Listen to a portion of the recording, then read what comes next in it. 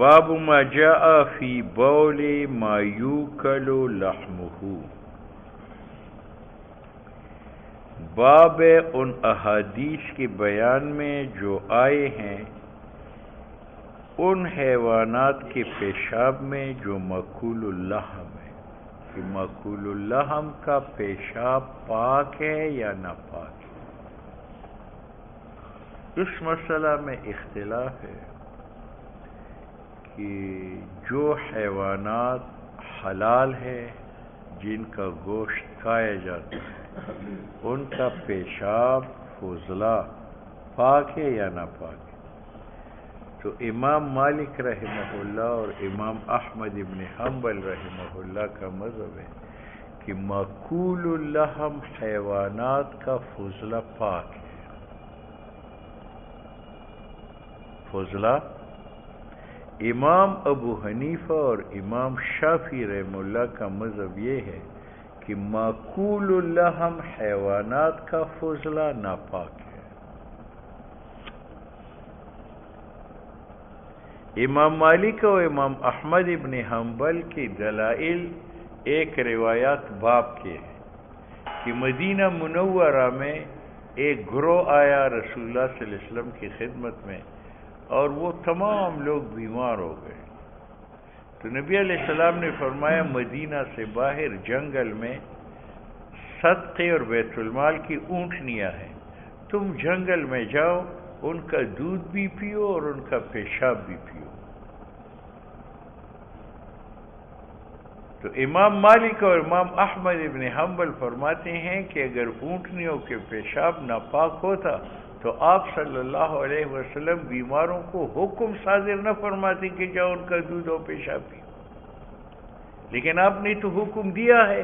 معلوم ہوا کہ اونٹنیاں جو مأکول اللحم ہیں ان کا پیشاب پاک ہے، اس لیے آپ صلی اللہ علیہ وسلم نے ان کو پینے کا حکم دے دیا۔ یہ ترمذی کی روایت ہے۔ دوسری دلیل امام مالک امام احمد رحمہ اللہ پیش کرتے ہیں کہ جناب نبی کریم صلی اللہ علیہ وسلم سے پوچھا گیا عن الصلاۃ فی مرابض الغنم، کہ جہاں بکریوں کا ریوڑ لوگ روکتے ہیں ایک جگہ میں اور وہاں مینگنیاں وہ کرتے ہیں اور پیشاب کرتے ہیں، تو اس جگہ میں نماز پڑھنی کیسی ہے؟ تو حضور نے فرمایا صلوا فی مرابض الغنم، تم بکریوں کی جگہ میں جہاں مینگنیاں اور پیشاب ہے وہاں نماز پڑھ سکتے ہو۔ اب دیکھو بکریاں جو ہے وہ مأکول اللحم ہے اور ان کی مینگنیاں اور پیشاب اگر پلیت ہوتا تو نبی علیہ السلام اس میں نماز پڑھنے کی اجازت نہ صادر فرماتے، آپ نے حکم صادر فرمایا کہ نماز پڑھو۔ معلوم ہوا کہ مأکول اللحم کا فضلہ پاک ہے۔ ٹھیک ہے۔ امام ابو حنیفہ رحمہ اللہ اور امام شافعی رحمہ اللہ فرماتے ہیں کہ یہ ناجائز، یہ ناجائز۔ وہ ایک دلیل یہ پیش کرتے ہیں کہ ایک صاحب قبر کو حضور نے عذاب میں مبتلا دیکھا، تو آپ صلی اللہ علیہ وسلم نے اس کی بیوی سے پوچھا کہ اس کا گناہ کیا تھا، تو اس کی بیوی نے کہا کہ یا رسول اللہ میرا خاوند چرواہا تھا، جانوروں کو چراتا تھا اور ان کے پیشاب سے پرہیز نہیں کرتا تھا، بیٹھا ہوا پیشاب گائے نے پیشاب کی، چینٹے اس پر پڑی اور پرواہ نہیں کی۔ کان لا یستنزہ من البول، یہ پیشاب سے پرہیز نہیں کرتا تھا، تو حضور نے فرمایا استنزہوا من البول فإن عامۃ عذاب القبر منہ، تم پیشاب سے بچو، عام عذاب قبر اسی سے۔ تو اگر یہ پلیت نہ ہوتا تو پاک چیز سے تو قبر میں عذاب نہیں ہوتا، معلوم ہوا کہ یہ ناپاک۔ دوسری دلیل سعد ابن معاذ رضی اللہ تعالیٰ عنہ کا واقعہ پیش کرتے ہیں کہ حضرت سعد کا جب وصال ہوا تو حضور نے فرمایا یہ اتنا نیک بندہ تھا کہ خدا کا عرش خوشی کی وجہ سے ہلا کہ اب سعد کی روح میرے نیچے آ کر ٹھہری، اور آپ نے فرمایا کہ سعد کے جنازے کو کاندھا دینے کے لیے 70,000 فرشتے اتر چکے، اتنا نیک۔ اور جنت البقیع میں حضور پنجوں کے بل چلتے تھے کہ اب تدفین کے لیے اتنے فرشتے اتر چکے ہیں کہ مجھے زمین پر پل رکھنے کی جگہ نظر نہیں آتی. اتنا عظیم آدمی جب دفنایا گیا تو چاروں طرف سے قبر نے اس کو نہ چھوڑا، دبایا. تو حضور نے فرمایا سبحان اللہ سبحان اللہ سبحان اللہ. ان کلمات کی وجہ سے وہ عذاب ٹل گیا. تو اس کی بیوی سے پوچھا گیا تو حضرت سعد کا کوئی گناہ نہیں تھا سوا اس کے کہ وہ پیشاب سے دوری نہیں اختیار کرتا تھا. تو دیکھو اتنی عظیم آدمی کے لیے پیشاب باعث عذاب بنا. باقی امام مالک نے جو یہ روایت پیش کی یا مرابض غنم کی روایت پیش کی، اس کا جواب متن میں آئے گا. باب ما جاء، باب ان حدیث میں جو آئے ہیں بیان کرنے بول ان جانوروں کی یوکل لحمہ. حدثنا الحسن بن محمد الزعفرانی قال حدثنا عفان بن مسلم قال حدثنا حماد بن سلمہ قال اخبرنا حمید وقتادة وثابت عن انس رضی اللہ تعالی عنہم ان ناسا من عرینا، کہ ایک جماعت قبیلہ عرینا کے. معارف نے کہا کہ ایک روایت کے الفاظ ہے ناسا من عرینا اور ایک میں آیا ہے ان ناسا من عکل. ان ناسا اس روایت سے معلوم ہوتا ہے کہ اس گروہ کا تعلق بنی عرینا کے ساتھ تھا، اور دوسرے سے معلوم ہوتا ہے کہ اس گروہ کا تعلق بنی عکل کے ساتھ تھا. تو دونوں روایتین میں تعارض ہے. تو معارف السنن نے لکھا ہے کہ یہ 7 آدمی تھے، 4 عیینہ قبیلہ سے تھے اور 3 عکل قبیلہ سے تھے. تو جس نے عیینہ کے آدمی کو دیکھا تھا اس نے من عیینہ کہا، جس نے عکل قبیلے کے لوگوں کو دیکھا اس نے من عکل کہا. لہذا روایتین میں تعارض نہیں. تو یہ 7 آدمی بنی عرینا کے قدیم المدینہ، مدینہ میں آئے. فاجتووہا، وہ بیمار ہو گئے. اس میں اجتوا پیٹ کی پھول جانے کو کہتے ہیں. ہوا نہ موافق آ جائے تو پیٹ پھول جاتے ہے. فاجتووہا، وہ پیٹ کی بیماری میں مبتلا ہو گئے. فبعثہم، پس بھیجا ان بیماروں کو رسول اللہ صلی اللہ علیہ وسلم نے فی ابل صدقہ، صدقہ کی اونٹنیوں میں، کہ جاؤ جنگل میں بیت المال کی صدقے کی اونٹنیاں ہیں تم وہاں جاؤ. اور فرمایا ان کو اشربوا من البانہا و ابوالہا، تم پیا کرو اس کا دودھ اور اس کا پیشاب. یہ امام مالک اور امام احمد ابن حنبل کی دلیل ہے کہ اگر ماکول اللحم کا فضلہ ناپاک ہوتا تو آپ صلی اللہ علیہ وسلم ناپاک پینے کا حکم نہ صادر فرما دے. انہوں نے جا کر دودھ اور پیشاب پینا شروع کیا، ہٹھے کھٹے ہو گئے.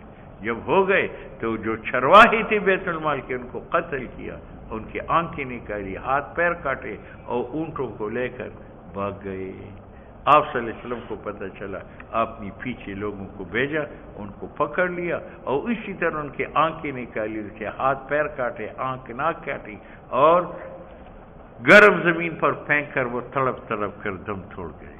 فقتلوا، ان لوگوں نے مارا راعی رسول اللہ صلی اللہ علیہ وسلم، حضور علیہ السلام کے چرواہوں کو. وسطا، یعنی حضور نے جو اونٹوں پر چرواہے مقرر کیے تھے ان کو مار ڈالا. وسطاق الابل، اور لے گئے اونٹوں کو. ورتدوا، اور مرتد ہو گئے اسلام سے. فأوتي بهم، پس لایا گیا ان ڈھاکوں کو النبی صلی اللہ علیہ وسلم حضور کی خدمت میں. فقطع ایدیہم، حضور نے ان کے ہاتھ کٹوائے. وارجلہم، ان کے پاؤں کٹوائے. من خلاف، دائیں ہاتھ تو بائیں پاؤں. وسمر اعینہم، ان کی آنکھیں نکالی.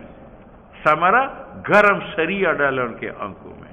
والقاہم بالحرہ، اور گرم زمین میں ان کو پھینکا. قال انس وکنت ارى احدهم، میں ان میں سے ایک آدمی کو دیکھتا تھا.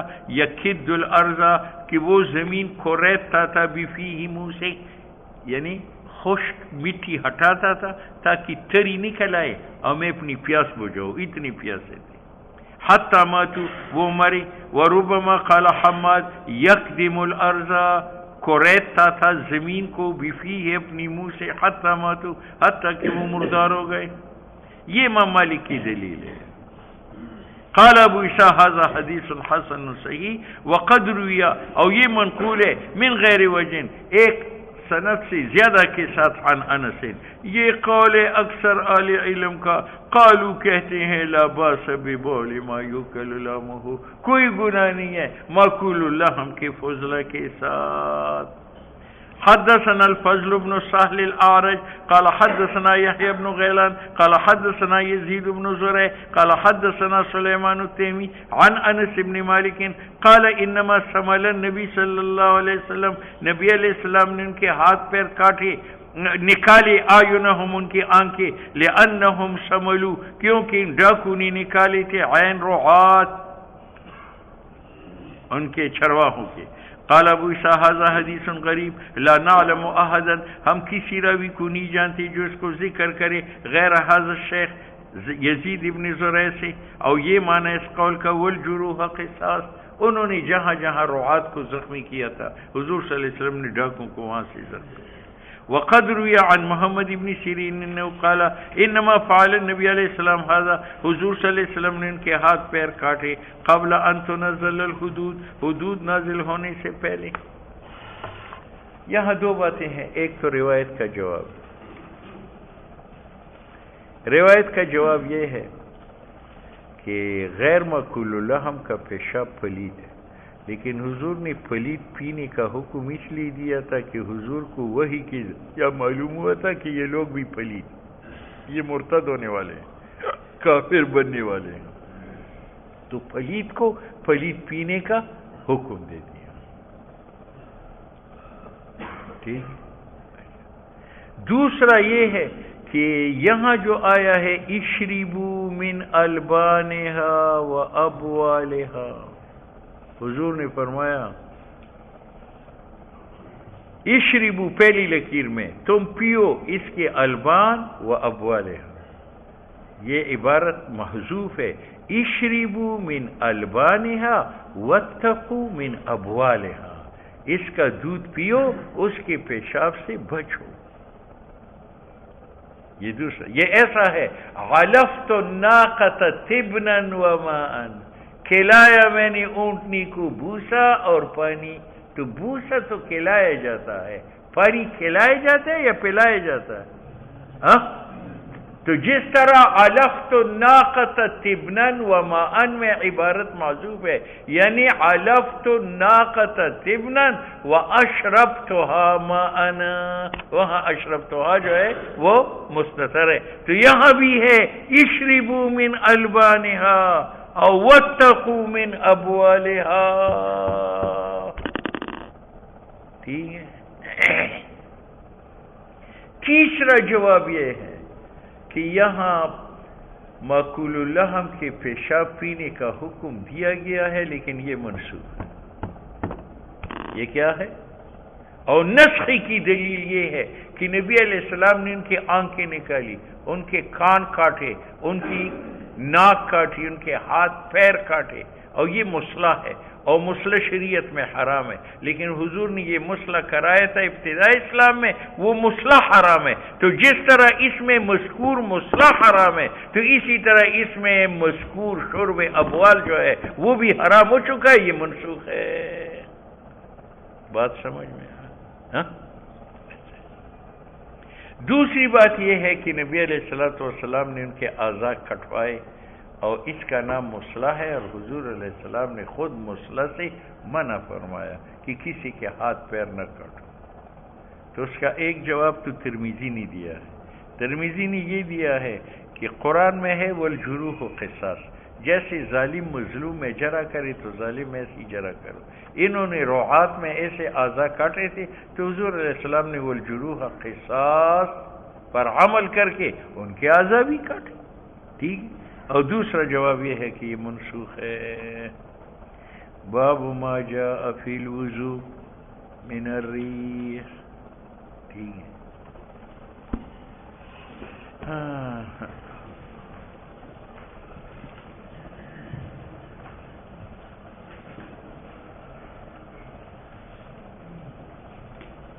مروه ته ریډیو اوره چې میټینګ څه کوي د بلوچستان په بله خبره کوي